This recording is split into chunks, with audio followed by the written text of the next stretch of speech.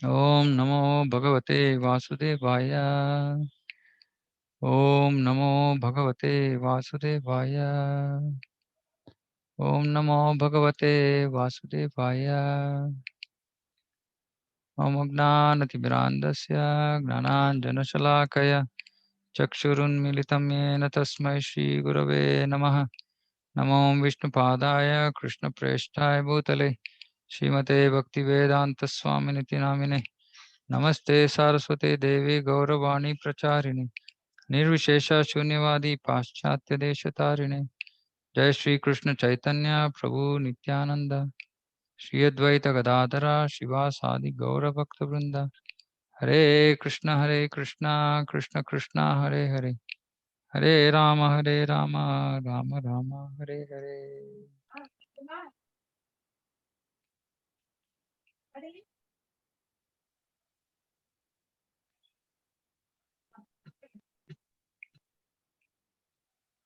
Hare Krishna. Hare Krishna.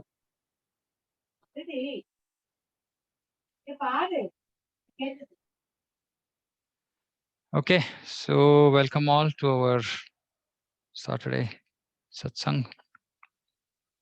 So today we will be starting chapter 4. So it's chapter 4 is very nice. First 10 verses are called transcendental knowledge about Krishna. So we will hear a lot about Krishna. In Krishna is talking about himself. He's talking about himself and helping us understand what he is and how to serve him. Okay, so I'm going to be reading from purport also, because these purports are extremely beautiful and very valuable. Lot of knowledge that Srila Prabhupada is giving, which we will otherwise miss. So I'm going to be reading from the purport from Bhagavad Gita as it is. Shri Bhagavan Vacha Imam Vivasvate Yogam Proktavanaham Avyayam Vivasvan Manave Praha Manurikshvaka Bravit. The personality of Godhead Lord Sri Krishna said, I instructed this imperishable science of yoga to the sun god Vivasvan, and Vivasvan instructed it to Manu, the father of mankind, and Manu in turn instructed it to Ikshvaku. So Krishna is saying that this knowledge is not being spoken by me to you first time here, Arjuna. This has been spoken by me earlier. Now, when Krishna is saying spoken earlier, it's not that the earlier version of Bhagavad Gita had the same verses or the same number of verses or the same shlokas. It was different because it was being spoken to somebody else. So there won't be any Arjuna Vacha there, right? Like for example, there will be Vivasvan Vacha, because he was the sun god. So purport, Srila Prabhupada beautifully explains. Herein we find the history of the Bhagavad Gita, traced from remote time when it was delivered to the royal order of all planets, beginning from the sun planet. The kings of all planets are especially meant for the protection of the inhabitants, and therefore the royal order should understand the science of Bhagavad Gita in order to be able to rule the citizens and protect them from material bondage to lust. So very important statement. So Prabhupada here is saying that this is we are tracing the history of Bhagavad Gita here, and it was first given to the sun planet.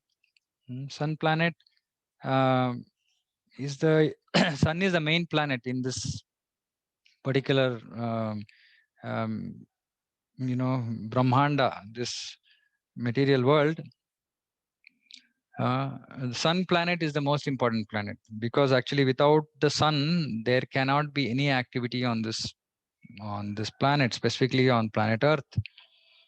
And here it is said that the Bhagavad Gita is actually for all administrators, kings, and also elsewhere in Bhagavatam, Kapila Muni says that every person who is a father, who is a mother, has to know this transcendental knowledge.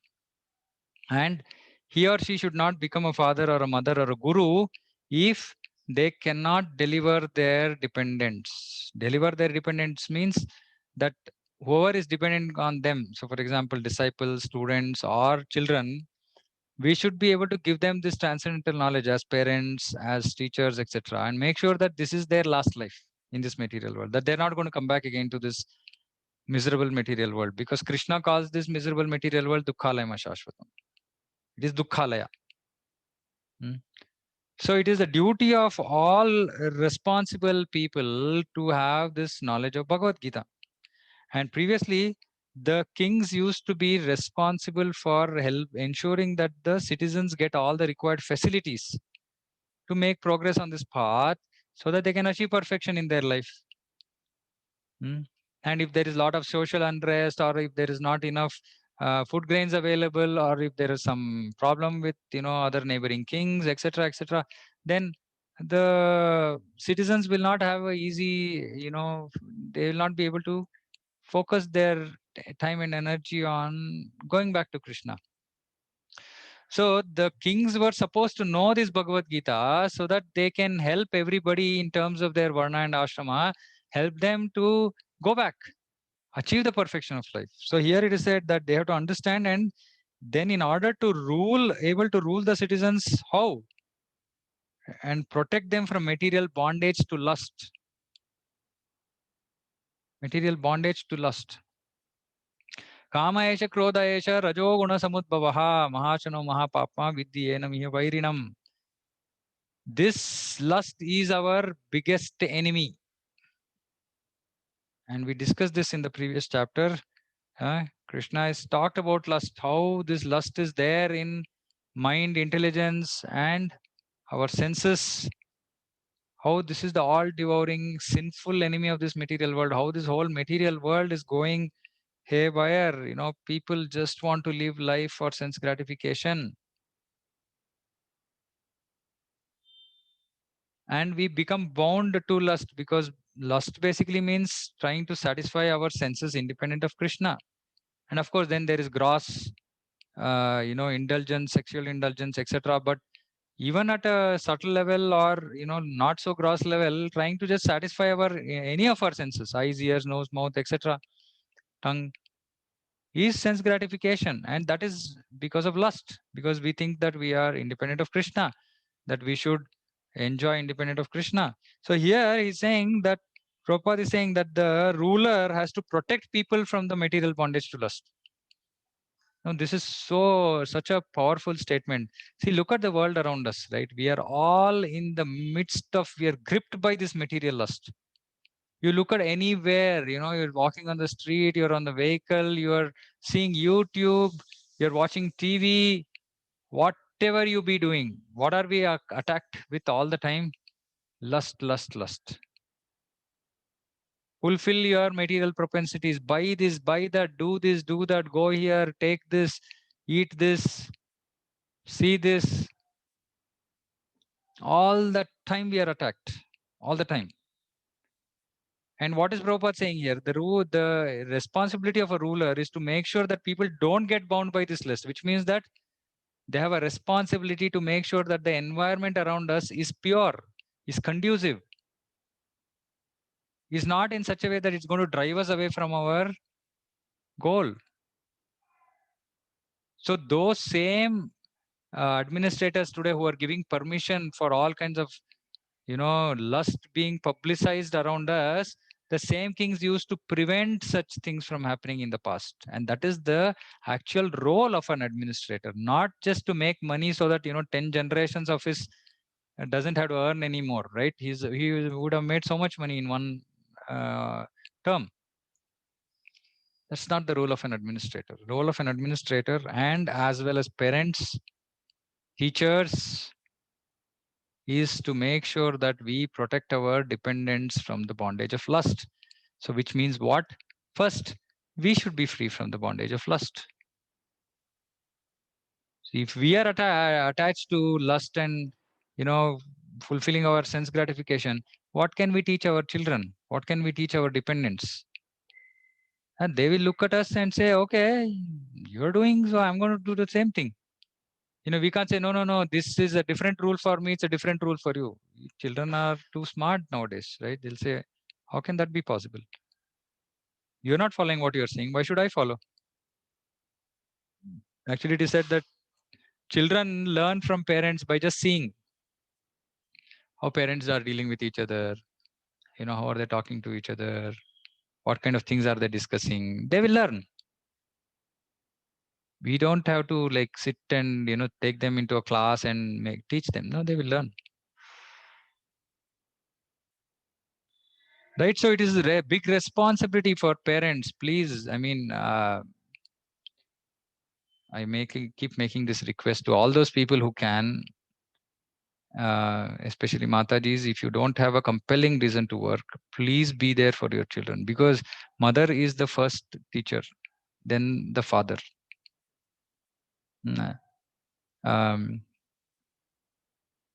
It's very important, right? Human life is meant for cultivation of spiritual knowledge. Prabhupada is saying, in eternal relationship with the Supreme Personality of Godhead, and the executive heads of all states and all planets are obliged to impart this lesson to the citizens by education, culture, and devotion. Prabhupada is saying, by education, first people have to be educated that the goal of life is to actually realize Krishna, is to build an eternal relationship with him. Then they have to be educated by culture, which means that what kind of culture prevails, right? Is it, and today what is happening to our culture? Our culture is getting badly beaten. We are blindly aping the West without even giving it a consideration to think whether this is right, wrong, is this good for us, is this not good for us. We are simply trying to copy the West. So what is happening to our culture? It is becoming westernized. What about our values? Thankfully, it is still not lost completely, but the more and more the culture pervades, what will happen? We will lose the values also. And devotion. So he's saying by education, culture, and devotion. So the heads of the state, parents, first we have to live this. We have to be educated, we have to be cultured, we have to do devotion, then we can impart those lessons to our dependents. In other words, the executive heads of all the states are intended to spread the science of Krishna consciousness so that the people may take advantage of this great science and pursue a successful path utilizing the opportunity of the human form of life. So Prabhupada, actually, when he was there, he tried to contact so many political leaders in the country. In fact, he tried to contact Indira Gandhi also. He even got an appointment with Indira Gandhi. He had a 10-point program. He had he wanted to recommend to Indira Gandhi so that he can make this, right? The executive heads of all states should spread the science of Krishna consciousness. So he had a 10-point agenda. But unfortunately, that day what happened was Indira Gandhi got a life threat and she was disturbed. And so Prabhupada did not want to bring up this topic. So he just simply just met her and came back without discussing this. And Prabhupada so beautifully, actually, we cannot imagine if that thing had come into practice or if that had been accepted, what would have happened to our country. Amazing, first of all, no meat eating, no intoxication, no gambling, no illicit sex, all close. Second, all administrators, MLA, etc., who are the right, they should be chanting. There should be kirtan in the legislative assembly. So many things he had recommended, saying that if you do this, you become the perfect state, perfect country. So Prabhupada was trying. He was trying at to go and meet people, make them understand leaders, important people, philosophers, influencers, right? A lot of things Prabhupada did. But of course, I mean, this is Kali Yuga and it has its influence as well. But this is the whole idea, that as administrators, everybody should know this. And like I said, we are administrators at home, then there might be some small corporations that you might be looking after, big corporations, you might be politicians, everybody is supposed to know Bhagavad Gita, because that is the goal of human life. Okay, then Prabhupada further explains what is the position of the sun god. So some little bit of physics and astronomy. In this millennium, the sun god is known as Vivaswan, the king of the sun, which is the origin of all planets within the solar system. We call ourselves our universe, we call it as solar system. In the Brahma Samhita it is stated, Yachakshuresha savita sakalagrahanam raja samasta suramurti rashesha teja yasyagnaya brahmati samrita kala chakro govindamadi purusham tamaham bhajami. Let me worship, Lord Brahma said, let me worship the Supreme Personality of Godhead, Govinda, Krishna, who is the original person and under whose order, whose order? Krishna's order.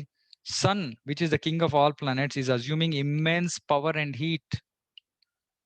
The sun represents the eye of the Lord and traverses its orbit in obedience to his order. We call him Surya Narayana. He is the eye of the Lord. He is the most important planet. He follows the order of Krishna, because Krishna said, okay, at this time there has to be sunrise, this time there has to be sunset, etc., seasons, everything. So based on his order, things are happening. Everything is under the control of Krishna. Krishna is the Supreme Personality of Godhead. He's a supreme controller. There are so many controllers. Ishvara Parama Krishna. Of all those controllers, the Parama Ishvara, supreme controller, is Krishna. We are also trying to become controllers, minor, mini controllers. We want to control our house, our road, our office, our, whatever, family, society, relatives. In our own way, we are trying to control, but we are tiny controllers. Somebody as big as sun god himself, who's such a big controller, because if suppose say there's no sun, basically there can't be any activity in this, on this earth planet specifically. But even he is not the supreme controller, because he is also under the order of Supreme Lord Krishna. The sun is the king of the planets, and the sun god, his name is Vivaswan, rules the sun planet, which is controlling all other planets by supplying heat and light. See, we should understand, in this whole creation, every object has a personified demigod taking care of it. So there are 33 crore demigods, and they're called demigods because they are not fully God, as in they're not like Krishna. They're not as independent as Krishna, but they're independent in their own department. So for example, sun is he's responsible for heat and light. He's completely independent in his department, but he still follows the rules of Krishna, right? Now, these are all persons. They're all Jiva Tattva. Starting from Brahma down to the ant, all of them are Jiva Tattvas. Jiva Tattva means they have birth and death and old age and disease. So this sun planet also has a ruler, sun god. He's called Vivaswan. He's rotating under the order of Krishna, and Lord Krishna originally made Vivaswan his first disciple to understand the science of Bhagavad Gita. The Gita is not therefore a speculative treatise for the insignificant mundane scholar, but is a standard book of knowledge coming down from time immemorial. So he's saying it's not a speculative treatise. Today's world, there are so many people who are writing about my Gita. Like anybody and everybody can come and interpret what Krishna is saying. It's not for mundane speculators, mundane scholars. It is actually a standard book of knowledge. Standard means like, it has its own position. It cannot be just simply somebody cannot copy it, or somebody cannot try to interpret it, right? Because it's like, if a 10th standard, there's a certain standard of text, right? Like 10th standard guy trying to understand, like, engineering maths, for example, he will not be able to understand because it's a standard text. Only those who belong to that standard can understand that text, not others. In the Mahabharata Shanti Parva, we can trace out the history of the Gita as follows. Treta yugadau chatato vivasvan manavedadau manushchal loka bhrityartham suta ekshvaka vedadau ikshvakuna cha katito vyapya lokan avastitaha. In the beginning of the millennium known as Treta Yuga, this science of the relationship with the Supreme was delivered by Vivaswan to Manu. So after Vivaswan got this from Krishna, then Vivaswan gave this to Manu. Manu being the father of mankind. So that is why in Kannada, we have this word Manushya. Or even in Hindi, right? Manush. Right? So this Manushya word has come from this word Manu, who is the father of mankind. So Manu is considered father of mankind. Being the father of mankind, Manu has given a code book, a rule book called Manu Samhita. This Manu Samhita was actually one of the code books for human beings, right? On how to, every aspect, how to rule, how to live, everything. Yeah? So he is Manu. He got this knowledge from his father Vivasvan. And Manu gave it to Ikshvaku. Ikshvaku is the king of the earth planet. And he was the forefather of Lord Ramchandra. Raghu dynasty was started by Ikshvaku. He was the forefather of the Raghu dynasty. So therefore, Bhagavad Gita existed in human society from the time of Maharaj Ikshvaku. So it is not something that just sprang up off late. Right? So it is the knowledge which is given by the Supreme Lord about himself, about this whole creation, about the goal of life, about how we should live human life, about everything that we need to actually practically know while living in this material world, because it's a manual for human life. Right? And for this manual, who gave this manual? The manufacturer gave the manual. Who manufactured this material world? The Lord manufactured this material world. So along with manufacturing this material world, he gave us this manual book, manual saying that, you refer this, you will know how to use this world. Right? Like if suppose say you have a mobile and you used to have manuals and somebody said, I don't want to look at the manual. I'm getting some ringtone. I'm going to use the red button to take the call. But no, it has been designed to press only when you press green button will you get the call. So which means that when you press red, the call will get disconnected. So similarly, what we are doing with this human form of life is we don't know how to use it. So we are using it in the wrong way. So though this human form of life is supposed to give us happiness, which is not available in lower forms, is all lower class happiness, eating, sleeping, mating, defending happiness. But human form, we can have actually superior level of happiness, right? But we don't know how to acquire that happiness because we didn't ever read the manual.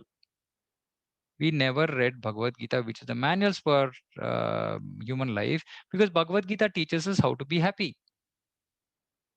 Sarva dharman parityajya mam ekam sharanam vraja. That is a way to be happy. Krishna says that in Bhagavad Gita. At the present moment, we have just saw some very nice, description now. At the present moment, we have just passed through 5,000 years of Kali Yuga, which lasts 4,32,000 years. So now duration of various yugas. Very nice. This is so 4,32,000 years is Kali Yuga, and we have just finished 5,000 years. We have still 4,27,000 years left. In this 5,000 years only, this is looking like end of Kali Yuga. It's in a pretty bad shape compared to what the life was in Dwapar Yuga. So if you read Srimad Bhagavatam, in the first canto of Bhagavatam, Yudhishthir Maharaj, he is seeing, okay, Krishna leaves this material world and he goes back to his abode, and then all the evil omens of Kali Yuga start manifesting. And Yudhishthir Maharaj is saying, and he's like shocked. He's like, oh, how is this possible? How can people fight like this? How can they be envious? How can there be so much lust? How can there, so many bad things he's seeing, and he's shocked. He's saying, this is just Dwapar Yuga is getting over and Kali Yuga is going to be so bad. That is why Shastra says Kali Yuga is not for gentlemen. We should not be around in this material world. It's a horrible place. There's absolutely no values, no nothing. Just live, eat, drink, make merry. That's it. Now it's just 5,000 years. What will happen to this world as it progresses? We have only 10,000 years of the golden era. which is 500 years are over. Okay, so whatever we are seeing around us now, the situation is to trigger the faster progress of this golden era, which means that a lot more people are expected to become devotees of Krishna for the next 10,000 years. And after that, Kali Yuga will deteriorate like nobody's business. Humble request, please don't plan to be around here in Kali Yuga again. Because Bhagavad Gita says, Urdhvam gachanti sattvastha, madhya tishtanti rajasa, adho gachanti tamasa. Urdhvam gachanti sattvastha. If we live life in Sattva-guna, then we'll go up to higher planets. Rajo, if we live in Rajoguna, then we'll come back to this earth. And if we live in Tamoguna, we'll go back to lower species, lower planets. If we die now, we come back again, we'll be again in the 10,000 years. Kali Yuga, we'll come back. And then after that, if we come back, it is going to be extremely bad situation to be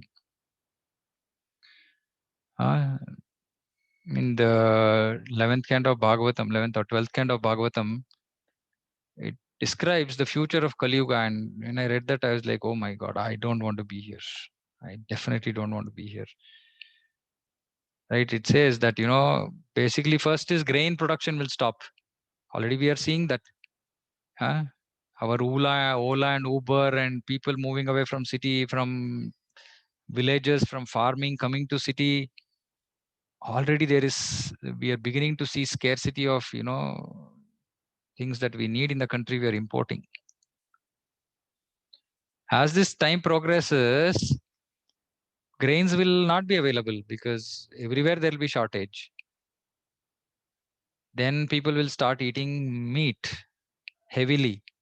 And all this will happen after 10,000 years. People will start eating meat, will become staple food like we see today in so many other countries. India will also become like that.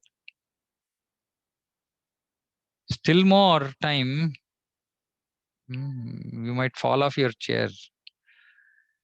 Human beings will start eating other human beings. Will become cannibals. And will become cannibals, and people will then produce children just to eat because there's no food. It's pathetic. So this Kali Yuga is going to be worse. Okay, we are just finished 5,000 years and we can see so much of distress around us, so much of nonsense happening around us. What do we read in newspapers? Those who read newspapers, it is the same content, just the details are different, right? Headline is the same, names are different. That's it. The same kind of nonsense which is happening, and it's going to continue and only increase and worsen. 4,27,000 years more. Before this, there was Dwapar Yuga, which was 800,000 years, double of Kali Yuga, 4,32,000 into 2. And before that, there was Treta Yuga, which is 4,32,000 into 3. And before that, there was Satya Yuga, which is 4,32,000 into 4. Here, this verse says that at the beginning of Treta Yuga, which is totally about lakh, 10 lakh, 20 lakh. No, sorry. Yeah, 20 lakh years. So about 20 lakh years ago, Manu spoke this Bhagavad Gita to Ikshvaku, 20 lakh years ago. Okay, then he's saying the age of the current Manu is calculated as 3 crore years, of which 1.2 crore years have passed. Accepting that before the birth of Manu, the Gita was spoken by the Lord to his disciple, the sun god Vivasvan. Our rough estimate is that Gita was spoken at least 1.2 crore years ago. And in human society, it has been extant for the last 20 lakh years. It was re-spoken by the Lord again to Arjuna about 5,000 years ago. That is the rough estimate of the history of Gita according to the Gita itself and according to the version of the speaker, Lord Sri Krishna. It was spoken to the sun god Vivasvan because he is also a Kshatriya and is the father of all Kshatriyas who are descendants of the sun god or the Surya Vamsha. Because Bhagavad Gita is as good as the Vedas being spoken by the Supreme Personality of Godhead, this knowledge is apaurusheya or superhuman. So there are four Vedas. Mahabharata is the fifth Veda. And in that fifth Veda, there is Gita Upanishad, which is Bhagavad Gita. It's as good as Vedas. And it is apaurusheya. Paurusha means some Purusha speaking, some normal human being speaking. Apaurusheya means not spoken by any ordinary person, a superhuman. Since the Vedic instructions are accepted as they are without human interpretation, the Gita must therefore be accepted without mundane interpretation. So we should not try to interpret Gita saying, okay, I know Sanskrit, let me now try to interpret this verse. We can't understand anything. An example is given of a bottle of honey. If a honey bee is like hovering around the bottle with the lid closed, it's not going to be able to experience the taste. The lid has to be open. Only then it can taste, right? So similarly, this Bhagavad Gita is like that. It's not in English, it's not in Hindi, it's not in Kannada, it's not in Telugu. It's in the language of bhakti, which only bhaktas can understand. So the lid has to be opened. So Prabhupada has opened the lid for us. And hence we are able to experience the taste. So we should not interpret Bhagavad Gita. We should just simply accept Evam Parampara Praptam. Next verse, Krishna is saying, it should be accepted in Parampara, in a disciplic succession of Guru and Shishya, where the Shishya learns from the Guru. And who is the origin of this Parampara? Origin of Parampara should be Krishna, because all knowledge is coming from Krishna. So there are 4 authentic Paramparas, Vaishnava Paramparas, wherein Vaishnava knowledge, knowledge about Vishnu can be accepted. So the first is Brahma Sampradaya. Actually, ISKCON belongs to Brahma Sampradaya. Brahma Gaudiya Madhva Sampradaya. Then there is Sri Sampradaya, which is started from Lakshmi Devi. Balaji temple, that is Sri Sampradaya. Then there is Rudra Sampradaya, which started from Shiva. And then there is Kumara Sampradaya. Now all these 4, Brahma, Lakshmi, Rudra and Kumaras, they got the knowledge from Krishna. Any other, so whenever you hear anybody speaking about spiritual knowledge, first ask them, who is your guru? If a person says, I don't have guru, please don't talk to him, because there cannot be any self-made gurus, because this is evam parampara praptam. So it starts from Krishna and it comes in disciplic succession. So if somebody says, I'm self-made guru, then he is the number 1 cheater. He can't give spiritual knowledge. He can talk about anything else, any other mundane subject, that's fine. But he can't give spiritual knowledge. Second, if he says he has a guru, then you please find out which parampara does he belong to. If he belongs to one of these 4 authentic paramparas, then you can absolutely hear from him, whoever it is. But you get very few people who are from these paramparas who are talking about spiritual knowledge. Actually, it is just by the mercy of Srila Prabhupada that ISKCON today is preaching and reaching this knowledge to so many people. Why? Because this is Brahma Madhva Gaudiya Sampradaya. Brahma is he is the secondary creator of this material world, and he is our Acharya, founder Acharya, original founder Acharya. And he is a preacher because he gave this knowledge to Narada. Then Narada gave it to his disciple Vyasadeva. Then Vyasadeva gave it to Madhvacharya, and so on and so forth. This knowledge has been coming in disciplic succession from ancient time. So Krishna here is saying that, Bhagavad Gita, I spoke to Bhagavad Gita to Vivaswan as well. So this is not just spoken now. Right? So beautiful first verse. Verse 2. Evam parampara praptam imam rajarshayo viduho sakale neha mahata yogo nashta parantapa. The supreme science was thus received through the chain of disciplic succession, and the saintly kings understood in that way. But in course of time, the succession was broken, and therefore the science is as it is appears to be lost. So the parampara cannot be broken, because parampara means guru disciple, right? So guru disciple receives from guru, then the disciple becomes a guru, then he gives it to his disciples, and so on and so forth. This is how parampara progresses. So here Krishna is saying that looks like the chain was broken. So it has to be re-established. So Prabhupada says it is clearly stated that the Gita was especially meant for saintly kings because they were to execute its purpose in ruling over the citizens. We discussed this. Certainly Bhagavad Gita was never meant for the demonic persons who dissipate its value for no one's benefit and who devise all types of interpretation according to personal whims. It's not for people who want to simply just take this as some speculative treatise and speculate on that to their own whims. As soon as the original purpose was scattered by the motives of unscrupulous commentators, there arose the need to re-establish the disciplic succession. It's not that Bhagavad Gita was forgotten. It's just that the original intent or the meaning that Krishna gave Bhagavad Gita, that was lost because people started interpreting. So Krishna is saying, there were interpreters even earlier, and because of these interpreters and they've interpreted it wrongly, the parampara seems to have been broken. So he's saying, okay, now because of that, I have to reestablish this. 5,000 years ago, it was detected by the Lord himself that the disciplic succession was broken, and therefore he declared that the purpose of the Gita appeared to be lost. In the same way, at the present moment also, there are so many editions of Gita, Prabhupada is saying, but almost all of them are not according to the authorized disciplic succession. That is why please don't read here anything and everything on the internet. There is a lot of content available. There is no dearth for content, but there is dearth for authentic content, right? But almost all of them are not according to authorized disciplic succession. There are innumerable interpretations rendered by different mundane scholars, but almost all of them do not accept the Supreme Personality of Godhead, Krishna, although they make a good business on the words of Sri Krishna. Prabhupada is very angry. He's saying they do make a good business because they cheat followers, they take money from them, and they say they're giving Bhagavad Gita knowledge, but they're not, because they're interpreting it. They are not even accepting Krishna as the Supreme Personality of Godhead. They say Krishna is some, very powerful person, very great philosopher, very great king, this, that, and all that. They will not say he's Supreme Lord Krishna. They will not accept that he's the Supreme Lord. In fact, in India, there have been a lot of big students about Bhagavad Gita students, right? Like Mahatma Gandhi was one. Then Dr. Radhakrishna, he was a big philosopher.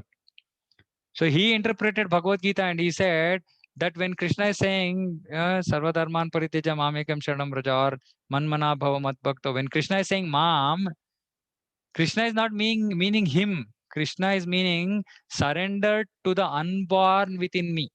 What is unborn within us? The unborn within us, conditioned souls, is the Atma. Right? So we have this body which is born and which will die. The unborn in this body is the Atma. So Radha Krishna is saying, Krishna is also saying like this, that he is born. So you should surrender to the unborn within him. That means they should surrender to Krishna's Atma. But there is no difference between Krishna's Atma and Krishna's body, because Krishna is all eternal, all spiritual. So he is thinking that Krishna is some ordinary person like us. Such people cannot understand Bhagavad Gita. What will they understand Bhagavad Gita if Krishna is seen as an ordinary human being? The spirit is demoniac, because demons do not believe in God, but simply enjoy the property of the Supreme. People in Kali Yuga, especially, we want to take everything. We want to use all our natural resources. We want to exploit them to the best of our ability, but we don't want to give any credit to the Creator. Or we have no gratitude. We're just cheaters. This is demoniac mentality, right? Because we want to just enjoy the property of the Supreme. He's given everything. Let's just enjoy. Okay, Krishna has given sun, rain, air to breathe, everything. And if we don't pay our electricity bill for 1 month, our electricity will get cut off. But Krishna is not doing anything like that. And we have no gratitude. We don't even think about him, right? To thank him for, for giving us, though we don't really deserve it. Since there is a great need of an edition of the Gita in English, as it is received by the Parampara system, an attempt is made herewith to fulfill this great fund. Prabhupada is saying an attempt is being made. So humble. Acharya is teaching by example that we should also be humble. Such great personalities are humble because they understand that, they're really nothing in front of the Lord. And we are so tiny, but we have so much of false pride. Bhagavad Gita accepted as it is a great boon to humanity. But if it is accepted as a treatise of philosophical speculation, it is simply a waste of time. Prabhupada is saying it's a great boon to humanity. Yeah. Many of us here who have come into Krishna consciousness and who read Bhagavad Gita, and our life has changed. So it is absolutely a boon. There is no doubt about it. But provided we understand it as it is, without personally motivated interpretation. Prabhupada in the first chapter, first verse, purport, he says, we should accept Bhagavad Gita without personally motivated interpretation. Personally motivated interpretation means we have a goal in end. We have a goal in end, right? So, for example, if somebody wants to believe that Krishna has no form, Krishna is formless, Nirakar, then every verse in Bhagavad Gita he will read with that interpretation with that focus in mind. So he'll interpret it differently. So this is personally motivated because verse might be saying something else, but we will take out some new meaning out of it because we want to achieve something from that interpretation. No, it should not be personally motivated. It should be, the attempt should be to hear the message as it is. That is why Prabhupada called Bhagavad Gita as it is. You go to milk shop and you ask him, please give me milk as it is. He will say, have you gone nuts? What is like milk not as it is? Of course, I mean, today milk is also full of, contamination. So it's not actually milk as it is. It is maybe chalk powder as it is or something like that, right? But anyway, we don't want to get into this discussion about how bad the milk available in public distribution is today. But the point is that it is generally understood that milk is milk as it is, okay? But Bhagavad Gita is not as it is because it's been grossly misinterpreted all these years. So Prabhupada is stating that, we should try and understand it from a devotee of Krishna. So of course there are legitimate, there are authorized presentations of Bhagavad Gita. Madhvacharya, Ramanujacharya, they all presented authentic versions of, and so many of our acharyas have presented authentic commentaries on Bhagavad Gita. And we should understand these from Bhagavad Gita from these commentaries because we don't have the intelligence to understand. Right? Krishna actually is in the first chapter. He says that like he controls directly the senses of his pure devotees. Once Prabhupada was asked, saying that Prabhupada was saying, "Oh, okay, this Bhagavad Gita, Bhagavatam, all these books, they were not written by me." And then the devotee was there. He was saying, "Oh, no, okay." Prabhupada meant saying that it's just being very humble. He doesn't want to take credit for having written that, etc., etc. Prabhupada said, "No, these books were not written by me. These books were dictated by Krishna." And then I was wondering, what does this mean? Then in one of the purports, Prabhupada says, Arjuna's senses are being completely controlled by Krishna because Arjuna is a pure devotee. So Krishna controls the senses of his pure devotees. And Krishna directs our senses to the extent of our surrender. So for a pure devotee, exactly whatever as Prabhupada has written here was what Krishna wanted to give us, what Krishna wanted us to hear. And hence we are having Bhagavad Gita as it is in front of us, as it is given by Sri Krishna. Because Srila Prabhupada is a pure devotee of Krishna. Right? So we are so fortunate that in this, Kali Yuga, so much of everything is contaminated. We are fortunate to have Bhagavad Gita as it is in front of us and taking guidance from that, trying to straighten up our life to know how to live human life responsibly, because human life is that of responsibility. Please don't forget this. We are not like cats and dogs. We're not like animals. They don't have any responsibility. They just live for eating, sleeping, mating, defending. But that's not the idea for human beings. Human beings have superior intelligence. Superior intelligence has to be used to understand superior knowledge, not knowledge about eating, sleeping, mating, defending. That even animals can get. Right? So this Bhagavad Gita is to fulfill that need of human society. Prabhupada writes elsewhere, right? Where as human beings, we need to understand the superior knowledge, incorporate it into our life, make our life meaningful, make the lives of others also meaningful who might not have access to Bhagavad Gita as it is, right? So it's a humble request to everybody, whatever you heard today, if even there is one or two points which impacted you, because we are reading from Srila Prabhupada's purport, so there must be definitely a few points that would have impacted you. Please pass on this message to other people, your friends, relatives, family. If your wife here, then please pass it on to husband, children, husband here, similarly pass it on to wife, children, etc., parents, in-laws, friends. Everybody needs to know this because this is a human manual for human life. Okay, so we'll stop here with these two verses, and we will continue next week. We can open it up for questions if anybody has anything to ask. Hare Krishna.